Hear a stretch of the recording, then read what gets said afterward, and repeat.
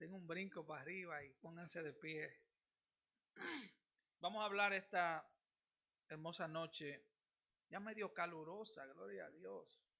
Como que el invierno se devolvía, pero qué bueno que se fue. Santiago, capítulo 1, seguimos en la serie de Santiago, los versículos 19 al 21. Me dicen amén, por favor, cuando lo tengan. Y dice así la palabra del Señor. Por esto, mis hermanos, mis amados hermanos, todo hombre sea pronto para oír y tardo para hablar, tardo para irarse, porque la ira del hombre no obra la justicia de Dios. Por lo cual, desechando toda inmundicia y abundancia de malicia, recibid con mansedumbre la palabra implantada, la cual puede salvar vuestras almas. Padre, gracias por tu palabra. Oh Señor, guarda a tu hijo de errores, guarda a tu hijo de orgullo y guárdanos a todos para que podamos recibir tu palabra con humildad, con urgencia. Padre, que tu palabra sea aplicada con poder en nuestras vidas. Que nuestra mente salga convencida, nuestro corazón emocionado y nuestra voluntad dispuesta. Padre, te pido todo esto en el nombre de tu glorioso Hijo Jesús. Amén y amén. Puede tomar su lugar. Esta es la tercera prueba que presenta Santiago de lo que es un verdadero creyente. Santiago le habla a creyentes. Y la primera evidencia, para no repetir la palabra prueba, la primera evidencia de un verdadero creyente es su respuesta a las pruebas. Y una de esas respuestas es el gozo en medio de las pruebas. En medio de las pruebas, el verdadero creyente, aunque tiene deseo de quejarse, pero se goza. Se goza en la prueba, no predicamos un evangelio masoquista. No nos gozamos en las pruebas, nos gozamos en la presencia de Dios, nos gozamos en nuestra relación con Dios en medio de las pruebas. La segunda evidencia de que somos verdaderos creyentes es nuestra respuesta a la tentación. A partir del versículo 13. Y la tercera respuesta, que es de lo que vamos a hablar hoy, es su respuesta, la tercera evidencia es su respuesta a la verdad revelada de la palabra de Dios. John MacArthur dijo, a un niño recién nacido no hay que enseñarle su necesidad de leche materna. A un nacido de nuevo no hay que enseñarle su necesidad de la palabra de Dios. Esta es su comida y su bebida espiritual. Este es el impulso natural de su nueva vida espiritual, de su nueva creación. Juan 8:31, Jesús le dice a unos judíos, si vosotros permanecen en mi palabra, si ustedes permanecen en mi palabra, serán verdaderamente mis discípulos. O sea, una evidencia fuerte, verdadera, de que somos creyentes, es que permanecemos en la palabra. Es que no andamos con cuentos, es en la palabra de Dios. La creencia en la palabra de Dios y la fe en Jesucristo entonces son inseparables. No puedo decir que soy cristiano si yo no creo en la totalidad de la palabra de Dios. Un verdadero cristiano cree en la palabra de Dios como un todo. Como dijo Pablo en el libro de los Hechos, todo el consejo de Dios. Así que hoy estudiaremos 3 actitudes necesarias para que el creyente reciba de forma adecuada la palabra de Dios. Número 1, la urgencia de recibir la palabra con obediencia. Obediencia. La segunda, tener un corazón limpio para recibir. Y la tercera, recibirla con mansedumbre. Punto número 1, urgencia en recibir la palabra de Dios con obediencia. Versículos 19 y 20. Por esto, mis amados hermanos, todo hombre sea pronto para oír, tardo para hablar, tardo para airarse.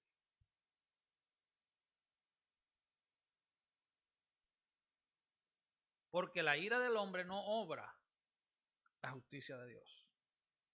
Cuando Santiago dice por esto, él está diciendo, por esto que acabo de decir, voy a decir esto que sigue. Eso es lo que él está diciendo. Entonces, cuando uno ve esas palabras, uno tiene que irse un versículo atrás. Se dice, por esto, mis amados hermanos. ¿Por qué? Bueno, en el versículo 18 dice, Él de su voluntad nos hizo nacer por la palabra de verdad, para que seamos primicia de sus criaturas. Así que Santiago está diciendo, porque ustedes han nacido de nuevo, mis amados hermanos, todo hombre nacido de nuevo, toda mujer nacida de nuevo, sea tardo para hablar, o sea, lento para hablar, tardo para airarse, sea pronto para oír, tardo para hablar. La misma naturaleza nos dice que eso es lo correcto. Por eso Dios nos puso una sola boca y dos orejas. ¿Verdad que sí? Se nos puso dos oídos porque tenemos más necesidad de oír que la que tenemos de hablar. La misma anatomía de nuestro cuerpo nos dice eso, ¿sí o no? Así que, porque Él nos hizo nacer de nuevo, Él nos da la instrucción de que seamos prontos para oír la palabra. Segunda de Timoteo 3:16 nos dice que toda la escritura es inspirada por Dios, que es útil para enseñar, útil para redarguir, es útil para instruir en justicia, a fin de que el hombre, la mujer de Dios sea perfecto. Cuando dice perfecto, esa palabra tradúzcala como maduro, una persona madura en Dios. Dice enteramente preparado para toda buena obra. Hermano, lo que prepara a un creyente para el servicio es la palabra de Dios. Tú dirás, bueno, pero yo toco la batería. No, usted necesita la palabra de Dios para ser un buen baterista. No, que yo toco el piano y yo lo que necesito es do, re, mi, fa, sol, la, si. No, usted necesita la palabra de Dios. Usted necesita saber a qué Dios usted se está acercando en oración o en adoración. ¿Recuerdan ustedes en el libro de los Hechos, su capítulo 6, cuando se eligen los primeros diáconos, los que iban a servir a las mesas de las viudas? O la decisión que tomaron los apóstoles es que los diáconos, para servir a las mesas, servirle comida a la mesa de las viudas, tenían que ser hombres llenos de sabiduría, llenos del Espíritu Santo y llenos de fe, de buen testimonio. Tenían que ser hombres de la palabra, tenían que ser hombres de oración para servir comida a las mesas. Así que es el requisito de todo el que quiere servir a Dios, tener conocimiento de la palabra, conocer la palabra. Si tú no conoces la palabra, entonces tú no conoces al Dios de la palabra. Tú conoces al autor de la palabra a través de estudiar la palabra. Salmo 19, 7 y 8, la ley de Jehová es perfecta, que convierte el alma. El testimonio de Jehová es fiel, que hace sabio al sencillo. Los mandamientos de Jehová son rectos, que alegran el corazón. El precepto de Jehová es puro, que alumbra los ojos. Y él dice, mis amados hermanos, Santiago amaba a sus hermanos. Todo maestro bíblico debe enseñar con fidelidad la palabra. El amor se muestra con hechos. Un maestro de la Biblia, un predicador de la palabra, que no es serio estudiando la palabra, que predica la palabra como, déjame ver, yo voy a orar un rato a ver qué Dios quiere que yo predique. Y entonces viene y se para aquí, después de haber leído un versículo por 2 o 3 minutos, y se para a hablar del versículo, sin estudiar el contexto, sin estudiar la Biblia, sin estudiarlo, sin dedicarle tiempo al estudio serio de la palabra. Así que él amaba los destinatarios de esta carta y dice, sean prontos para oír. Los verdaderos creyentes deben estar atentos, prestar atención a la predicación. No pensar en su corazón, wow, si fulano hubiera venido, este mensaje para fulano que no vino. No, este mensaje es para ti que estás aquí. No es para fulano o fulana que no vino. Este mensaje es para mí. Yo le decía a un hermano, la peor parte la lleva el predicador, porque yo tengo que predicarme la palabra yo primero. Y no se imagina ustedes lo tortuoso, lo difícil que a veces es. No, a veces siempre es. Porque el mensaje de la palabra confronta nuestras almas. Nuestro corazón es todavía pecaminoso, dañado por el pecado. No es que nos convirtamos en profesionales de la predicación. Hermanos que cantan y que tocan, no se conviertan en profesionales, conviértanse en adoradores. Conviértanse en hombres y mujeres que tienen temor a Dios, que se acercan a Dios con temor, con terror. Acerquémonos a Dios confiadamente, pero recuerda que Dios no es tu pana. Usted entiende esa palabra, ¿verdad? Dios no es tu pana full. Eso puede ser tu hermano, tu primo. Dios es Dios. Tú y yo somos seres humanos, pecadores. Jamás trates a Dios así de forma vana. Y Santiago dice, sean tardos para hablar. O sea, cuando tú recibes la palabra, cógelo suave al hablar, porque Dios te está hablando a ti. Proverbios 17:28 dice, aún el necio cuando calla es contado por sabio. El que cierra sus labios es entendido. O sea, un necio cuando cierra la boca confunde a cualquiera. Oye, por el tipo es sabio. Claro, porque no habló. Proverbio 29:20 dice, ¿has visto hombre ligero en sus palabras?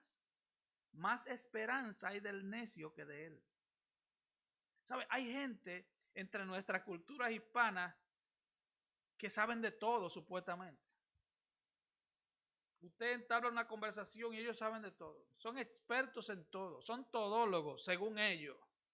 Bueno, la Biblia dice que hay más esperanza de un necio que de ese tipo de personas. Son ligeros.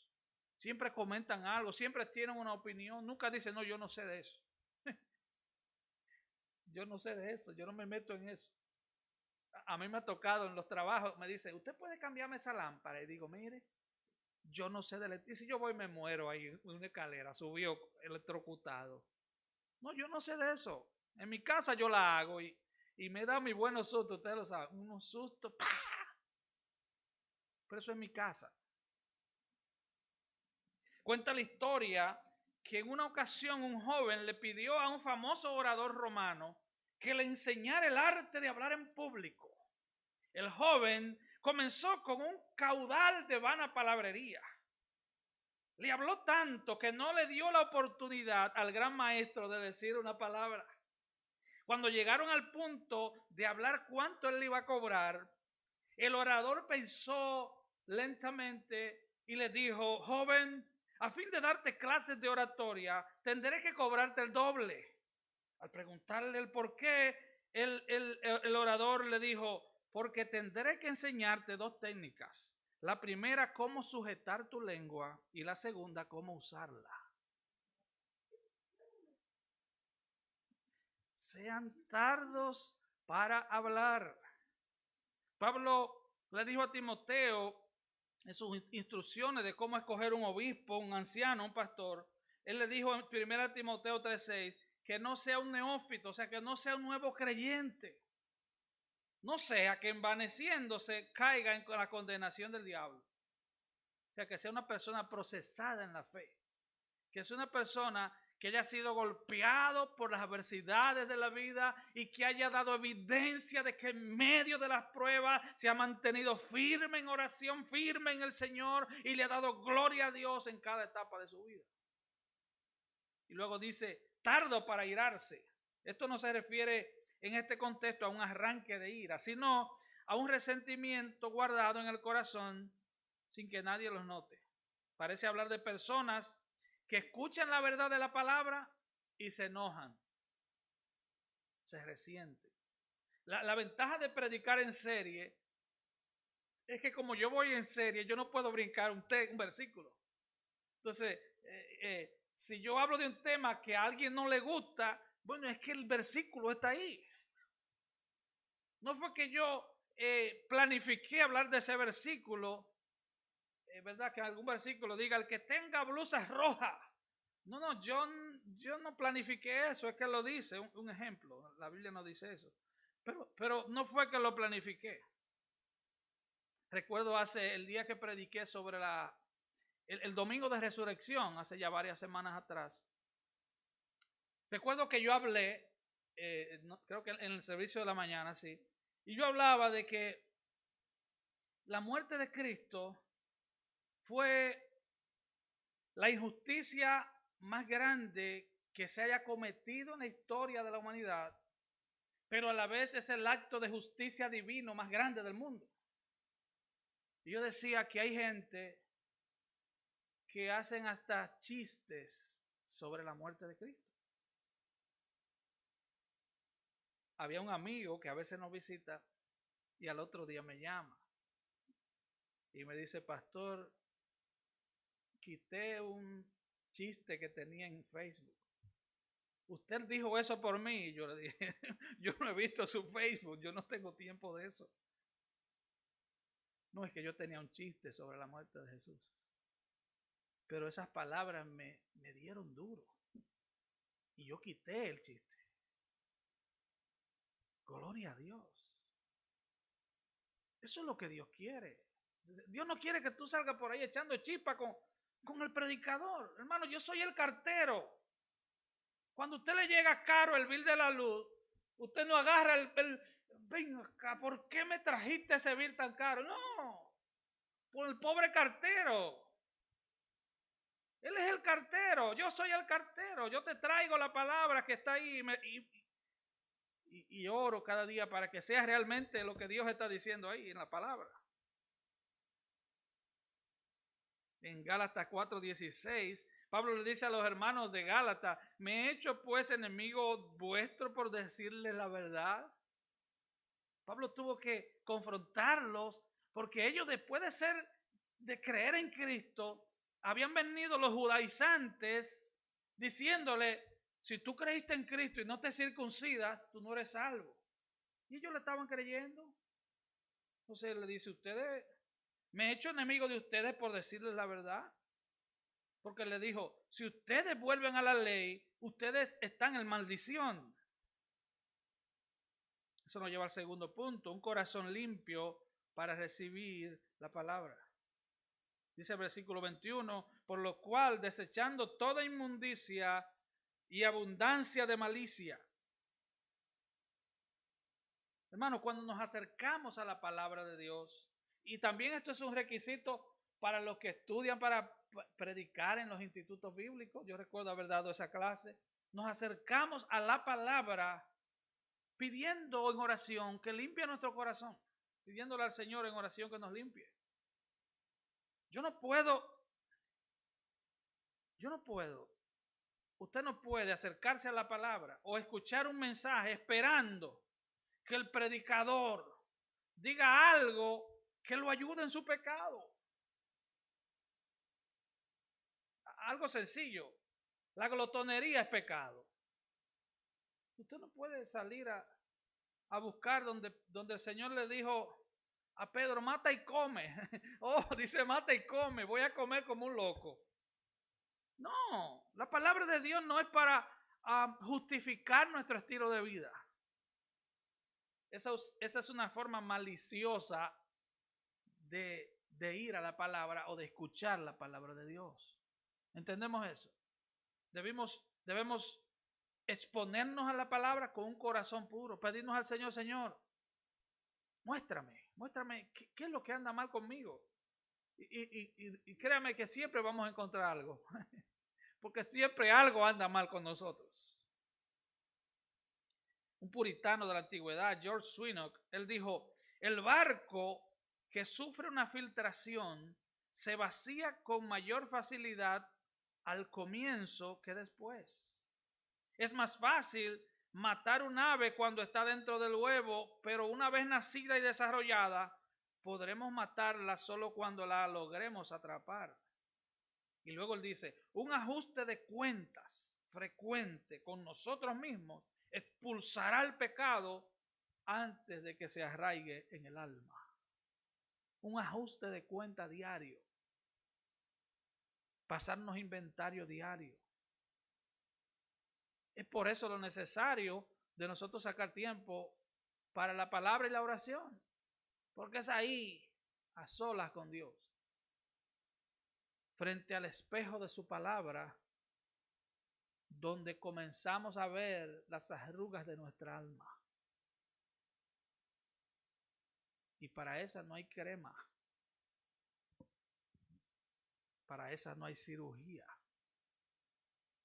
No se pueden extender hacia atrás el rostro. Eso nos lleva al tercer punto. Recibir con mansedumbre la palabra de Dios. Parte B del versículo 21. Dice, recibid con mansedumbre la palabra implantada, la cual puede salvar vuestras almas.